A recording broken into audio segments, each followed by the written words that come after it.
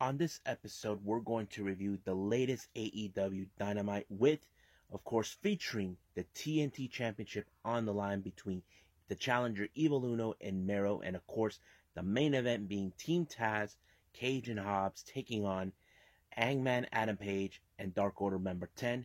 We even got 205 Live with a brand new wrestler taking on a current 205 Live roster member, and also the OGs will take on, for the first time they ever, these guys team up, Asher Hale and Aries Sterling. We got New Japan Strong with some great matches that took place, and the bit interest in the debut of Fred Yehi. But also we'll throw in for the final review, which is a DDT Pro Wrestling event that took place early of this March, which has 4 matches, but some people say it was very short, not a really great show, but it was a good show. You can give it an average 6. But also, we got some good news coming from GCW. So, let's get started with another episode of Deleted WrestleZone.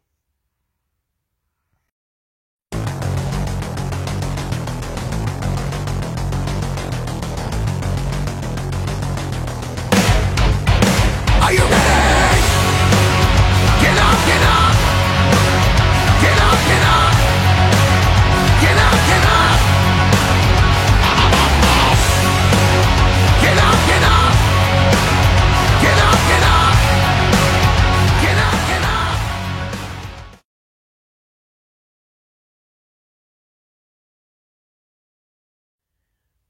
Welcome everybody to Deleted WrestleZone. All things that is pro wrestling with AEW, NXT, New Japan Pro Wrestling, Impact Wrestling, the National Wrestling Alliance, various promotions, wrestlers, matches, and championships.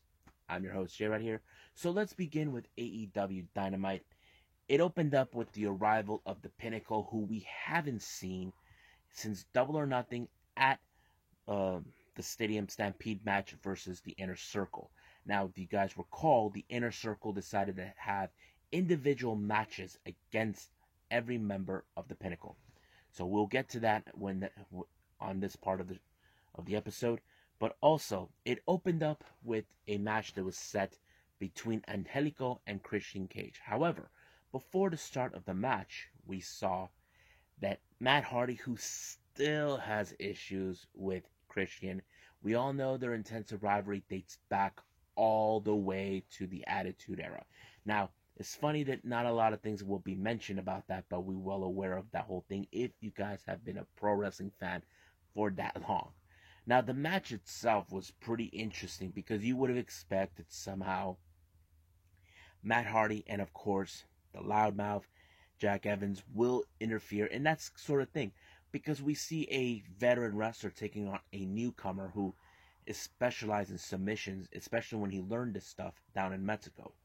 But somehow Christian Cage was able to overcome this match. But however, here comes the beatdown, but Jungle Boy comes out to the rescue. Now, this match was okay, but it wasn't one of the best. But we'll see what happens down the road. See if the old feud between both Cage and Hardy will take place. Excuse me. Now, we have some breaking news that came in from this. Tony Schiavone decided to introduce a brand new wrestler that, of course, is a second generation wrestler. Cody introduced him. Brock Anderson is the son of the Enforcer, Arn Anderson. I knew he was gonna be there. There was a time they did introduce him, but turns out we may see him. It turns out that Cody and Brock will team up against QT Marshall and Aaron Solo. Now, however, QT Marshall comes out because he took an insult from Cody, knowing that Cody, instead of acknowledging the QT pinned him last week, it was Anthony Ogogo who beat him. So basically, he took offense to that. And of course, he took a cheap shot at Arn Anderson, and then he got in Brock Anderson got in his face. Cody didn't even restrain him because that's his dad. So that's what happened. So we'll see what happens in this match next week between the Nightmare Family and the Factory. Now, the next match is the unlikely alliance between Death Triangles, Penta, and Pac teaming with Eddie Kingston to take on the Young Bucks and Brandon Cutler. Now, you can say it is an unlikely alliance because if you guys recall, not too long ago, Eddie Kingston was playing both sides between Penta and Rey Fenix, trying to separate them. But Pac does not feel compelled to do anything. But in this match, it kind of felt interesting where Eddie Kingston decided, you know what? I'm not taking the credit. You do it. Take him on. So he's giving Pac the opportunity to take matters into his own hands, trying to stay on his good side, which I don't know if it was a good idea or not. Even though if Penta doesn't like Eddie Kingston, he did. But however, they took out Brandon Cutler. He screwed up big time. But they tried to do a little beatdown thanks to the appearance of the Good Brothers. But however, the Elite Hunters showed up once again. Frank Kazarian, who has unfinished business with the Elite, it went down great. Now, as I said before, the Pinnacle made their arrival earlier in the event. They gave their peace of mind of each of the members. As you know, FTR will challenge both Santana and Ortiz. They consider themselves, think they're way better than them because they consider themselves professional. As for Shawn Spears, it's sick him in his stomach that he's been declared the hero. Now, I mentioned this before on the previous, during that match, that Sammy played the hero because he was the one who won the match for his team. And I think in the way that goes, and what I like about the story, Shawn gets sick in his stomach that Jericho praises him, people are praising him, that he's a hero. He thinks that he's not a hero. But however, we find out that Wardlow is also going to accept the cage match, which is where Jake Hager is currently undefeated. But as for MJF, he will not challenge Chris Jericho, but he also believes that Sammy, he's not a hero either. But basically, the Inner Circle were not going to take no. Jericho will not take no for an answer. So what they did is they destroyed the limo, make them to walk home. So basically, it's still unclear whether if MJF will accept the challenge. But we'll see what happens down the line because, man, they destroyed that limo like it was nothing. Now, as you know, recently, Darby Allin has been in a pickle with Ethan Page and Scorpio Sky, criticizing him about him having Sting by his side. Now, we all know that Darby Allin was already the TNT champion before Sting arrived. So basically, that's what's been happening. They believe he doesn't need Sting. They think Sting is taking advantage of him. But of course, Darby Allin decided, I'm going to challenge them by myself in a handicap match. He knows he's not stupid. He knows that he's doing it, but he's asking Sting, please stay out of it. So Sting agreed. He gave him a fist bump as an agreement.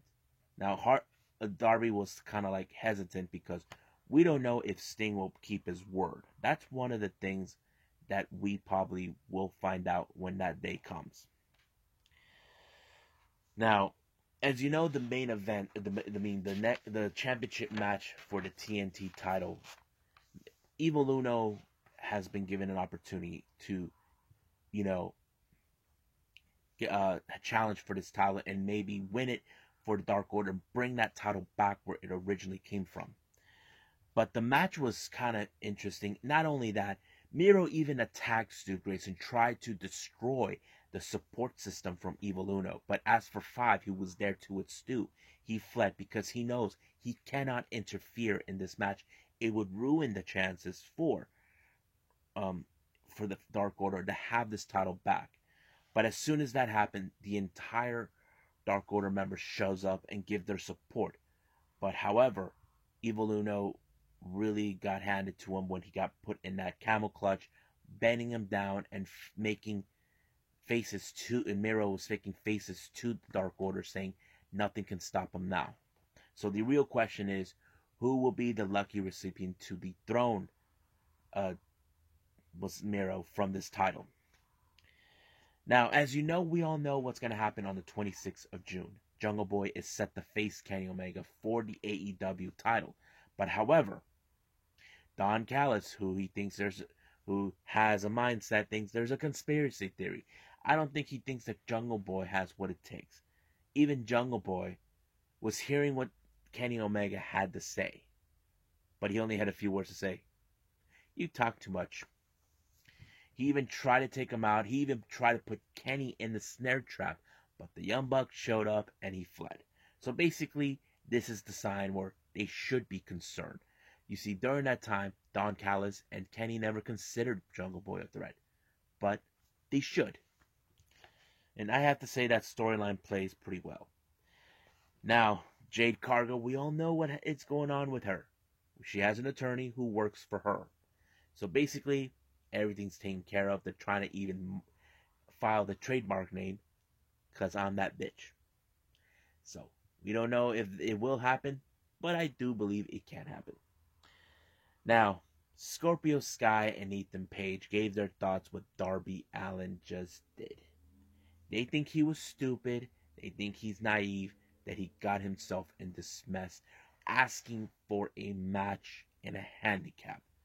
Now, they don't know for sure exactly what he was thinking, but they think he was really stupid, and that they're willing to hurt him to prove a point. But we'll see what happens when that match happens. Lance Archer comes out with Jake Roberts for his match, which is taking on a jobber named Chandler Hopkins. You can guess that match was over. Now, the Wingmen did a little interesting video package. I don't know what Ryan Mendes is thinking. They're asking for Orange Cassidy to join them. They think they can make him a bigger star than what he is now. There is no way, in my opinion, that he will accept it. But I did like how they threatened him, that Cesar Bononi will splatter his face. The next match, we have Nyla Rose, along with Vicky, against Layla Hirsch. Now, this match was good, even though Layla Hirsch is becoming a popular, well-recognized wrestler in AEW. But she came up a little short against Nyla Rose when she got power with Beast Bomb by her. But however, after this match, there was a interview that Tony Schiavone conducted with Britt Baker, his close friend. Britt is now acknowledging that Nyla Rose wants the title. Now, it's no secret that that's always been her end game. Not since she lost the title to Hikaru Shida. And now there's that. But Britt Baker is saying that as long as that title is still by her side, she has to take it from her. But we'll see what happens when when the match happens. But we do know there will be some mind games, attacks from both sides. So this is going to be one of those feuds we gotta pay attention with. Now the main event between Team Taz and Hangman Page and Ten was really amazing. Now, I'm gonna skip ahead about what happened. As you know, the last time with Cage, he did not pull through with the match against Hangman when they tossed him the belt, the FTW belt. This time he didn't do it. For whatever reason, he wanted to win his way. But because of that, Stark slapped him in the face. Taz says he deserved it, but that was Stark's mistake for slapping him. Cage actually chased him. Hook was right behind him, but leaving Hobbs defenseless. Now, Hobbs seems like he was able to hold on his own, but he was taken out by Hangman when he conducted the Buckshot Lariat, allowing for Ten to pick up the victory for his team. And of course, the celebration with Hangman Page is with him celebrating the victory, not only with Ten, but the rest of Dark Order and Negative One, who's been there the entire time. And of course, they brought in the beer, but Colt Cabana and Negative One were the only ones that were drinking water, which is fine. You know, it doesn't bother anybody. But it was a fun ending. I have to say this match was really cool and it was really dope. But I don't know how the results will come in for the viewership, because I know recently, we know the last 2 weeks, the viewership hasn't been so great. I probably will talk about this in the podcast this coming Sunday.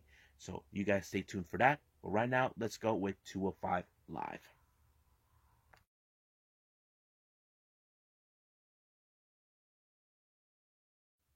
Okay, so we got 205 Live from WWE.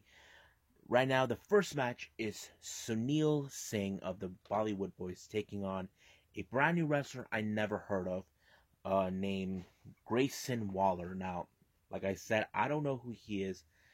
He was very interesting to watch. He has like I don't know if I can compare him, a bit stylish as Jack Evans in his early days when he was young. But I don't know.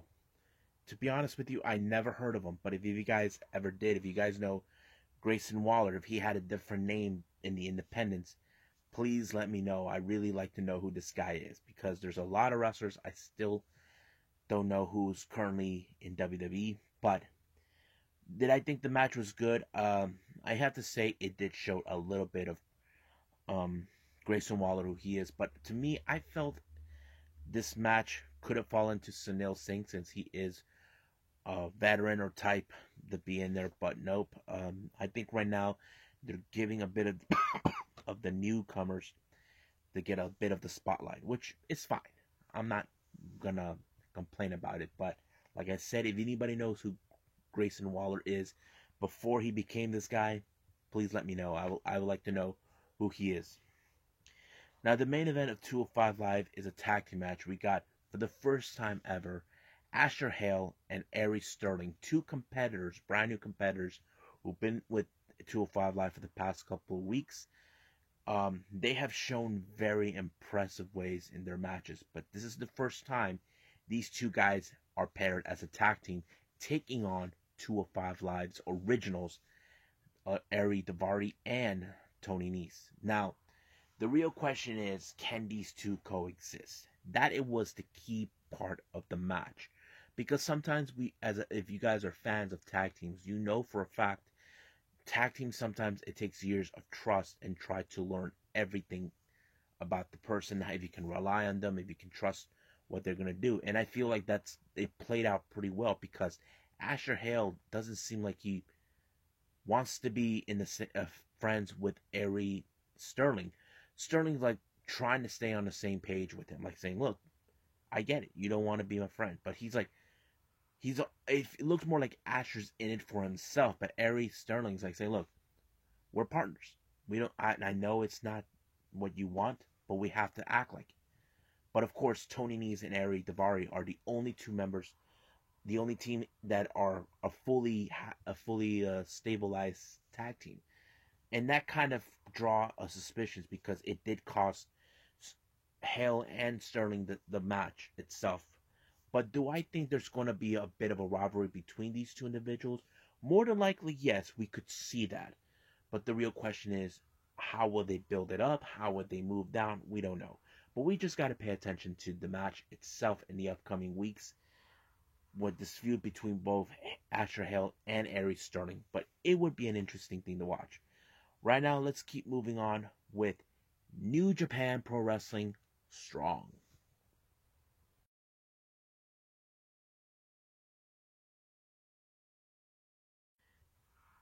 Alright, so we got for the opening match, New Japan Strong with the Road of Ignition.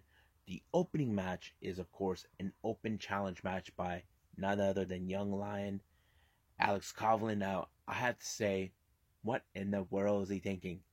The first person to accept his challenge is the big, tall dude from Bullet Club, the youngest member of the Haku's Kids, Hakuleo. And I don't know if this was a great idea to have a challenge open and then you have this huge guy. But he looks like he wasn't backing down from a fight, which is a good way to tell the story. You know, it's like, okay, I opened the challenge. I'm facing you. I'm going to take like a man, go down swing. But he did put up a good fight, and I think that storyline played out pretty well. But it just revealed after he lost the match against Hakuleo that he will have another open challenge. And I'm like, oh boy, I hate to be him. What if it's Kratos? I kind of thought about that. What if it's Kratos? We'll just wait and see. The next match was a very interesting tag team match. We have Young Lion, the DKZ, teaming up with the recent graduate of the LA Dojo, Clark Connors taking on Rocky Romero and Lio Rush. Now, I did mention Lio Rush did retire, but these events that New Japan had are pre-taped already.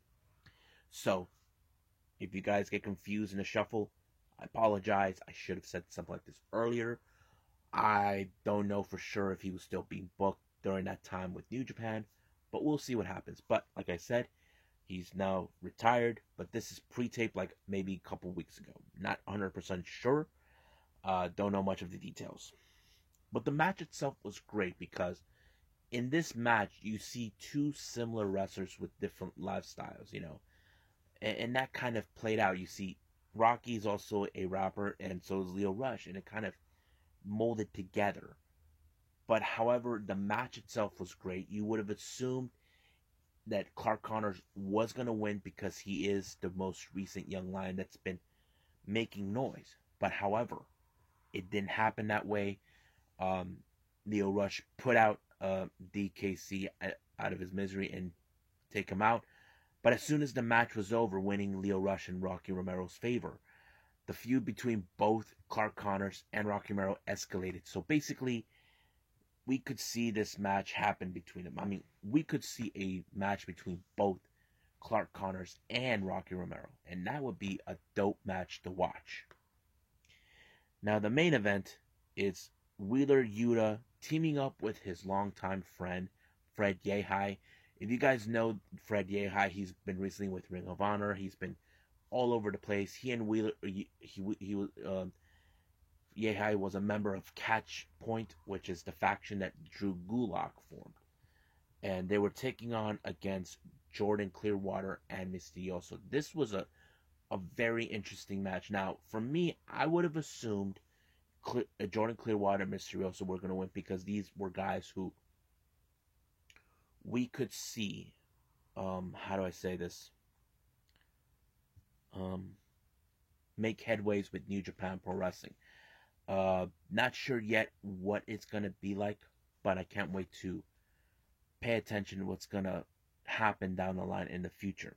But the match itself was great. I would not expect it, but it was Fred Yehi who did an amazing submission move I never seen before. But it did help him to win the match. But we most likely can see these two guys, Yuta and Yehi, make more appearances with New Japan Pro Wrestling. So, the last review I'm going to give you guys right now is like I said, this event came from DDT Pro Wrestling from this past March and early of that month. So, let's do that right now, and then after that, we got the news update coming from GCW.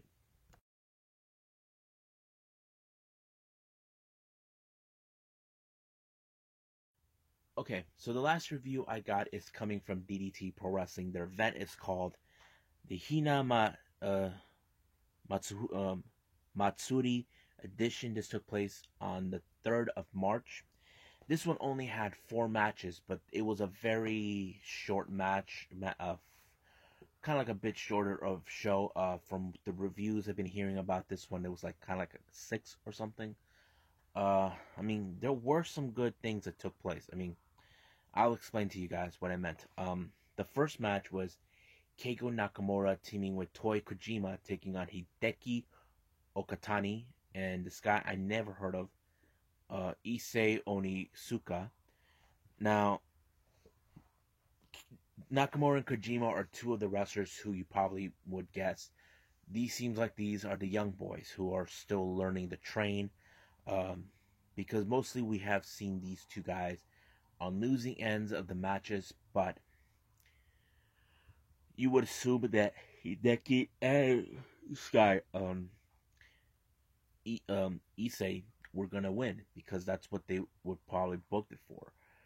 Like I said, I wasn't too pumped on this one that much, but it was alright, The next match is Yumehiro Inamari and Chuichino Katsumura. Now, these two guys, I've seen them before. They've normally been appearing with Ganbare, which is another show that DDT Pro Wrestling puts out. They were taking on against Shota and Akita, 2/3 of the six-man tag team champions. Um, this match was good, I have to say. If I have to rate this one, I give it an 8. It was good because it appears that this was a bit of a good show to watch because, in a way, Shota and Akito are 2/3 of the six-man tag team titles. We could see either Inamari and Katsumura could have a chance of the six-man tag team titles down the line. But we just gotta wait and see because we do know Shota and Akito and their other partner, forgot his name, they are being chased down by Damnation for a shot of those tag titles. But I have to say I was surprised that it was Inamari and of course Katsumura to win this match. It was good. It was good. I like this one. I'll give it an 8, but let's keep moving. The next match is a 10-man tag team gauntlet match between several members. On one time, we have Yuki Unio, Chris Brooks, Mao, Konosuke Takeshita, and Jun Masaoka taking on Toru Owashi, Arashima, Kaisuke Ishii, Kazuki Irada, and Makoto Oshii. Now, I'll tell you how this match went down. It opened up with Yuki Inio taking on Toru Owashi. It was Owashi who got eliminated, sent over the rope, have his foot stepped down. Then Yuki had a face Arashima, but he was pinned by him. And of course, his next opponent, Chris Brooks, it was Harashima who got submitted by him to be eliminated. Then Chris Brooks was eliminated by Kaisuke Ishii. But the impressive was Kishiki got eliminated also Maho that quickly. I would not imagine that Maho would be eliminated sooner. I would assume the match would still continue. But he was eliminated by Konosuke Takeshita. But however, Takeshita got eliminated himself in a double elimination by Kazuki Irada. And in the final match, this one is the one who will determine the winner between Jun Masaoka and Makoto Oshii. Now, this is more like sudden death type, and you wouldn't know who was going to win. So it was a good match, but it did end it in favor of Jun Masaoka when he threw him over the top of the rope, allowing for his team to win. But however, the match did not end it that way. The event did not end it. Apparently, Akito decided that they should set up, he booked an 18-man battle royale with the entire roster of that night to participate, but I lost track who was going to be there, who was in it, who was eliminated. But however, I can tell you the winner is Toru Owashi. I have to say I'm okay with that, because I don't know. The show was, I give it like a 6.5 or 7. It was a very decent show, but not a great or good show, But I think that's pretty much it for DDT. So right now I have to say, let's get to the big news. They just came in today, coming from GCW.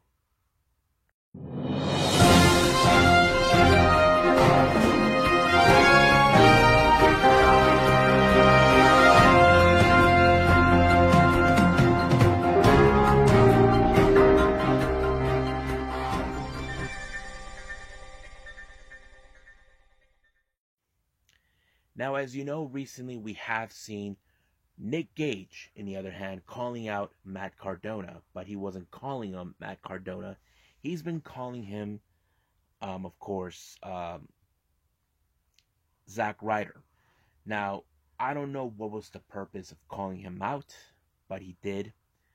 He made an appearance and attacked him at, Zombie Walk after a disqualification. The match ended in a no contest against Jimmy Lloyd. And of course, this is what happened. Even a lot of fans were thinking behind the hood it was Moxley, but it wasn't. It was him. He screwed them over.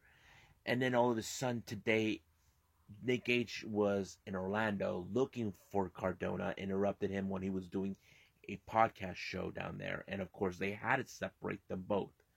So it's now been official with GCW that we are going to see at their upcoming event, Homecoming, between Matt Cardona and Nick Gage, and this time it's going to be for the GCW World Title. Now, I don't know how this is going to be interesting because you got to remember, Nick Gage is, of course, the king of death matches. I'm not sure if Matt Cardona's ever been in matches like these. But if there's anything like this, if there's any straight up, if there's going to be any death matches, it will be announced somewhere down the line. But for now, they haven't mentioned it. And I will be paying attention to this match when the time comes. And that's pretty much it.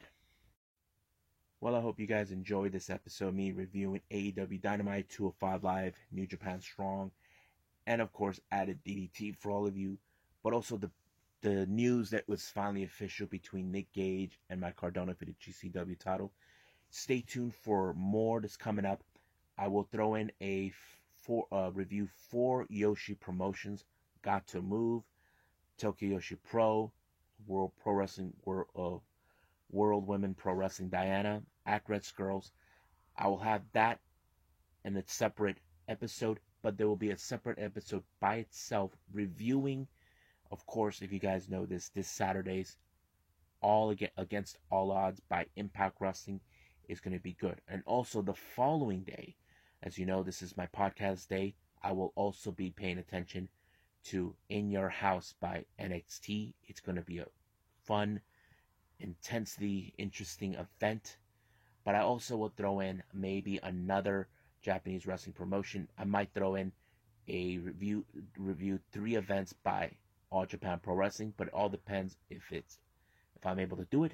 But for now, we'll just wing it down the line. So, as of for now, I'll see you guys in the next DWZ time. Same DWZ channel. I must bid all of you adieu. So, goodbye. And have a nice day. Bang!